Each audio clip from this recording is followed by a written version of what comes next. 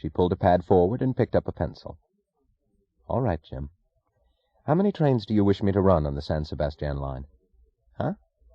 "Which runs do you wish me to cut, and on which of our lines, in order to get the diesels and the steel coaches?" "I don't want you to cut any runs." "Then where do I get the equipment for Mexico?" "That's for you to figure out. It's your job." "I am not able to do it.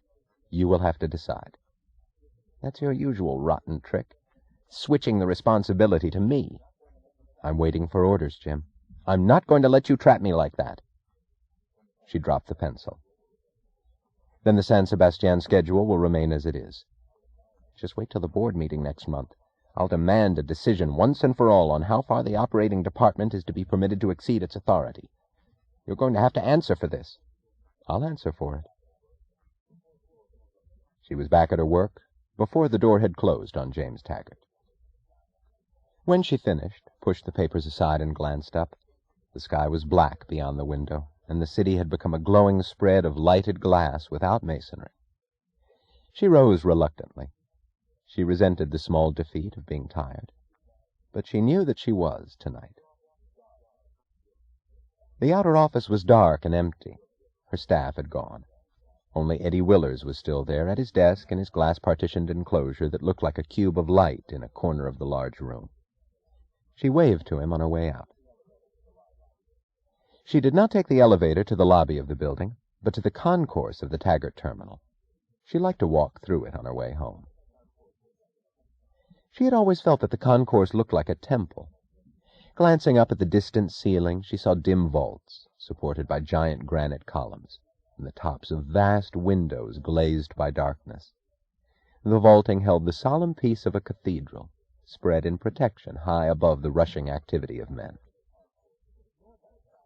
Dominating the concourse, but ignored by the travelers as a habitual sight, stood a statue of Nathaniel Taggart, the founder of the railroad. Dagny was the only one who remained aware of it, and had never been able to take it for granted. To look at that statue whenever she crossed the concourse was the only form of prayer she knew. Nathaniel Taggart had been a penniless adventurer who had come from somewhere in New England and built a railroad across a continent in the days of the first steel rails. His railroad still stood. His battle to build it had dissolved into a legend because people preferred not to understand it or to believe it possible. He was a man who had never accepted the creed that others had the right to stop him. He set his goal and moved toward it, his way as straight as one of his rails. He never sought any loans, bonds, subsidies, land grants, or legislative favors from the government.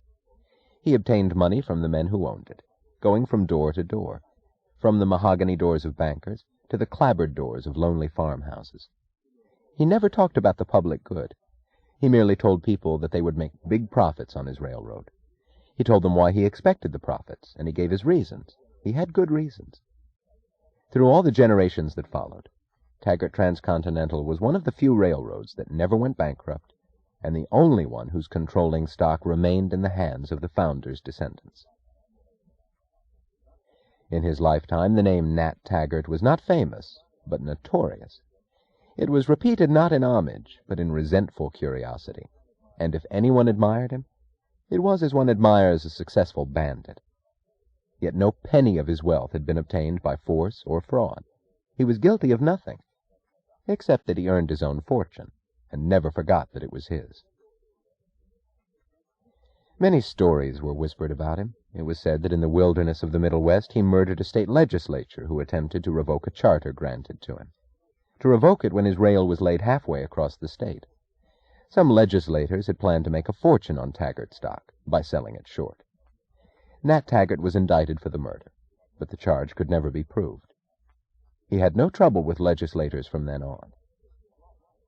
It was said that Nat Taggart had staked his life on his railroad many times, but once he staked more than his life.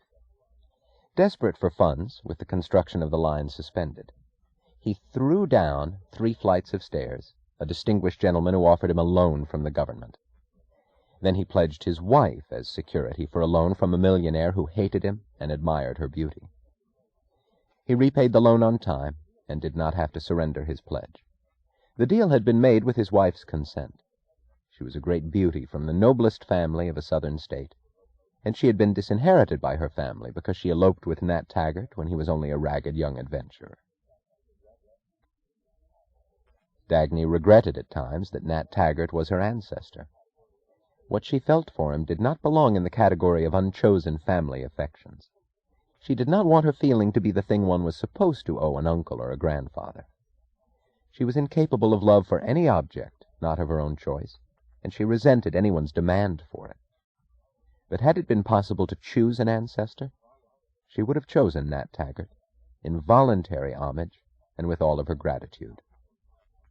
Nat Taggart's statue is copied from an artist's sketch of him, the only record ever made of his appearance. He had lived far into old age, but one could never think of him except as he was on that sketch, as a young man. In her childhood, his statue had been Dagny's first concept of the exalted. When she was sent to church or to school and heard people using that word, she thought that she knew what they meant. She thought of the statue. The statue was of a young man with a tall, gaunt body and an angular face. He held his head as if he faced a challenge, and found joy in his capacity to meet it. All that Dagny wanted of life was contained in the desire to hold her head as he did.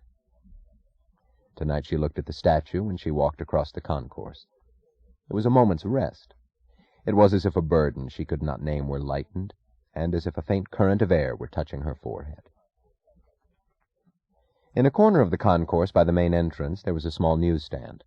The owner, a quiet, courteous old man with an air of breeding, had stood behind his counter for 20 years. He had owned a cigarette factory once, but it had gone bankrupt, and he had resigned himself to the lonely obscurity of his little stand in the midst of an eternal whirlpool of strangers.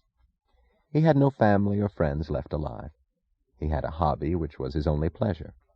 He gathered cigarettes from all over the world for his private collection. He knew every brand made, or that had ever been made. Dagny liked to stop at his newsstand on her way out. He seemed to be part of the Taggart terminal, like an old watchdog too feeble to protect it, but reassuring by the loyalty of his presence. He liked to see her coming, because it amused him to think that he alone knew the importance of the young woman in a sports coat and a slanting hat, who came hurrying anonymously through the crowd. She stopped tonight, as usual, to buy a package of cigarettes. "How is the collection?" she asked him. "Any new specimens?" He smiled sadly, shaking his head. "No, Miss Taggart. There aren't any new brands made anywhere in the world. Even the old ones are going, one after another. There's only 5 or 6 kinds left selling now. There used to be dozens. People aren't making anything new anymore." "They will. That's only temporary." He glanced at her and did not answer. Then he said, "I like cigarettes, Miss Taggart. I like to think of fire held in a man's hand. Fire, a dangerous force, tamed at his fingertips. I often wonder about the hours when a man sits alone watching the smoke of a cigarette, thinking. I wonder what great thoughts have come from such hours.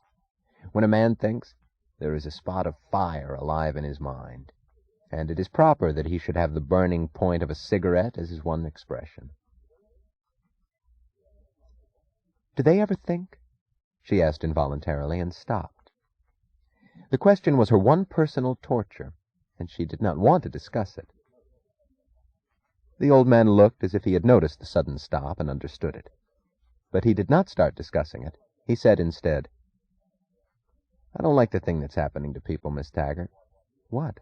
"I don't know. But I've watched them here for 20 years, and I've seen the change. They used to rush through here, and it was wonderful to watch. It was the hurry of men who knew where they were going and were eager to get there. Now they're hurrying because they are afraid. It's not a purpose that drives them, it's fear. They're not going anywhere. They're escaping. And I don't think they know what it is that they want to escape. They don't look at one another. They jerk when brushed against. They smile too much, but it's an ugly kind of smiling. It's not joy, it's pleading. I don't know what it is that's happening to the world." He shrugged. "Oh, well, who is John Galt?" "He's just a meaningless phrase."